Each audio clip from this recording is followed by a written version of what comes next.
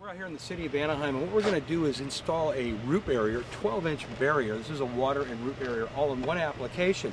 This is a preventative measure to keep the tree roots from picking up the sidewalk. New concrete has been laid, everything's been redone, and without a barrier application, we're going to be probably buying a 2-year period before the concrete's going to lift again. Tom is going to demonstrate this new technology for installing root barriers. I'm going to leave it over to Tom to show us how this thing gets demonstrated. Here we go. We're going to rock. I'm going to tear this trench so fast you're not going to believe it. This is it. This is the tool. You want to make it happen right here.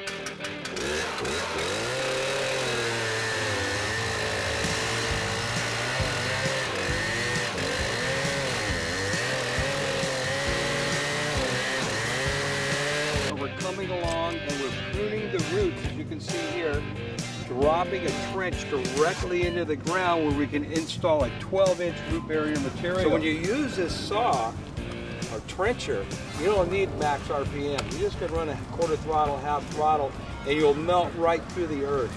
Really easy. Material out. It's important that the ribs here are facing the tree. Let's drop it in right now.